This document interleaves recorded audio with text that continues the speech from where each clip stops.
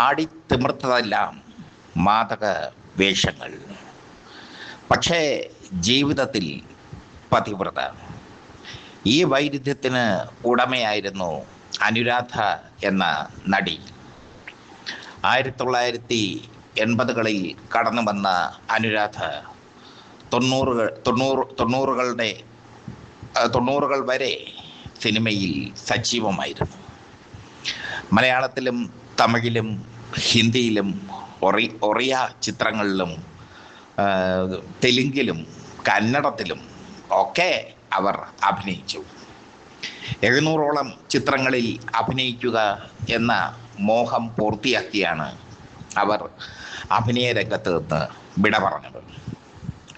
Choreographer കൃഷ്ണകുമാറിൻ്റെയും cinema നടികളുടെ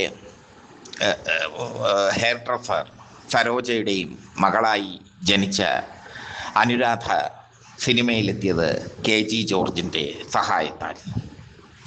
13-ാം വയസ്സിൽ KG George സംവിധാനം ചെയ്ത ഉൾക്കടൽ എന്ന ചിത്രത്തിൽ അഭിനയിച്ചുകൊണ്ട് ഹരിശ്രീ കുറിച്ചു അനുരാധ.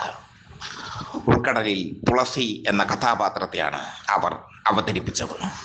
ഭയങ്കര ഹിറ്റായിരുന്നു ചിത്രം. ഉൾക്കടൽ ഹിറ്റായതോടെ അനുരാധ മലയാള സിനിമയിൽ പുതിയൊരു താരോദയമായി മാറുമെന്ന് പലരും പ്രതീക്ഷിച്ചു. പക്ഷേ അനുരാധയ്ക്ക് ലഭിച്ചതെല്ലാം മാദക വേഷങ്ങളായിരുന്നു. സിൽക്ക് സ്മിത ഐറ്റം നമ്പർ ഡാൻസുമായി ക്യാബറെ ഡാൻസ്, അന്ന് ഐറ്റം നമ്പർ ഡാൻസ് എന്നല്ല ക്യാബറെ ഡാൻസ് എന്നാണ് അറിയപ്പെടുന്നത്. ക്യാബറെ ഡാൻസുമായി തെന്നിന്ത്യൻ സിനിമയെ തൻ്റെ അരക്കെട്ടിൽ തളച്ചിട്ടപ്പോൾ അവർക്ക് വെല്ലുവിളിയായി അനുരാധ മാറി.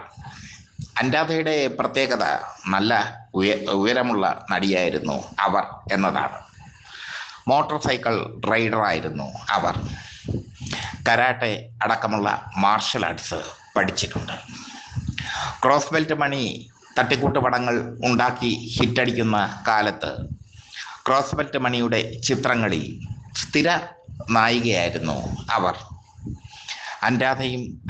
അനുരാധയുടെ സാന്നിധ്യം അല്ലെങ്കിൽ സിൽക്ക് സ്മിതയുടെ സാന്നിധ്യം ക്രോസ് ബെൽറ്റ് മണിയുടെ ചിത്രങ്ങൾക്ക് അനിവാര്യം ആയിരുന്നു. ക്രോസ് ബെൽറ്റ് മണിയുടെ തട്ടിക്കൂട്ട് ചിത്രങ്ങളെല്ലാം അക്കാലത്ത് വലിയ ഹിറ്റും ആയിരുന്നു. അനുരാധ പ്രേം നസീറിൻ്റെ നായികയായും അഭിനയിച്ചിട്ടുണ്ട്. ആട്ടക്കലാശം എന്ന ചിത്രത്തിൽ പ്രേം നസീറിൻ്റെ മുറപ്പെണ്ണിൻ്റെ വേഷമാണ് അവർ ചെയ്തത്. അങ്ങനെ സൂപ്പർ താരങ്ങളോടൊപ്പമെല്ലാം അവർ അഭിനയിച്ചിട്ടുണ്ട്. രതീഷിനോടൊപ്പം അഭിനയിച്ചിട്ടുണ്ട്, മോഹൻലാലിനോടൊപ്പം അഭിനയിച്ചിട്ടുണ്ട്, ശങ്കറിനോടൊപ്പം അഭിനയിച്ചിട്ടുണ്ട്. അങ്ങനെ മലയാളത്തിലെ സൂപ്പർ താരങ്ങളോടൊപ്പമെല്ലാം അവർ അഭിനയിച്ചു. പക്ഷേ ഉൾക്കടലിലെ പോലെ നല്ലൊരു വേഷം അവർക്ക് പിന്നീട് ലഭിച്ചില്ല. ഉൾക്കടലിലൂടെ അവരെ കൊണ്ടുവന്ന KG ജോർജ് പോലും പിന്നീട് പുതിയ നായികമാരെ തിരക്കിപ്പോയപ്പോൾ അനുരാധയ്ക്ക് നല്ലൊരു വേഷം കൊടുക്കാൻ ശ്രദ്ധിച്ചില്ല. അല്ലെങ്കിൽ KG ജോർജ് വിളിച്ചാൽ പോലും എത്താത്തത്ര ഉയരത്തിലായിരുന്നു അനുരാധ എന്ന് വേണമെങ്കിൽ പറയാം.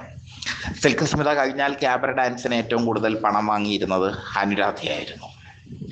അനുരാധ പിന്നീട് 1987 നൃത്ത സംവിധായകനായ സതീഷ് കുമാറിനെ വിവാഹം കഴിച്ചു. അവർക്ക് 2 മക്കൾ ജനിച്ചു.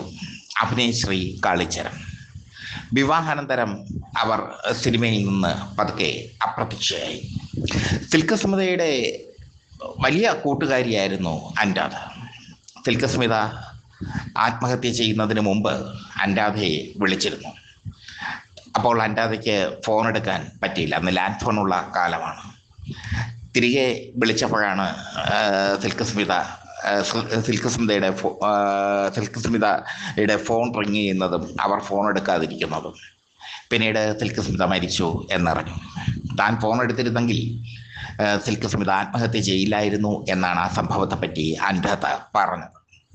സിൽക്ക് സ്മിതയുമായി അത്ര അടുത്ത ബന്ധമായിരുന്നു അവർക്ക്. സതീഷ് കുമാറിനെ വിവാഹം കഴിച്ച് ദാമ്പത്യ ജീവിതത്തിലേക്ക് കൂടുമാറിയ അവർ അഭിനയശ്രീ കാളിച്ചരൻ എന്ന 2 മക്കളുടെ അമ്മയായി മാറി. സതീഷ് കുമാറിന് 1996 ബൈക്ക് ആക്സിഡന്റ് സംഭവിച്ചു. അദ്ദേഹം ശയ്യാവലംബിയായി. സതീഷ് കുമാറിനെ ശുശ്രൂഷിക്കുകയായിരുന്നു പിന്നീട് അനുരാധയുടെ നിയോഗം. താൻ സിനിമയിൽ നിന്ന് സമ്പാദിച്ച പണമെല്ലാം ഭർത്താവിനെ ശുശ്രൂഷിക്കാൻ അവർ ഉപയോഗിച്ചു. സതീഷ് കുമാർ 2007 അന്തരിച്ചു. പിന്നീട് മകൾ അഭിനയശ്രീയെ സിനിമയിലെത്തിക്കാൻ അവർ ശ്രമിച്ചു. പക്ഷേ അഭിനയത്തിൽ അനുരാധയോളം വിജയിക്കാൻ അഭിനയശ്രീക്ക് കഴിഞ്ഞില്ല. അനുരാധ ഇപ്പോഴുമുണ്ട് തമിഴ്നാട്ടിൽ.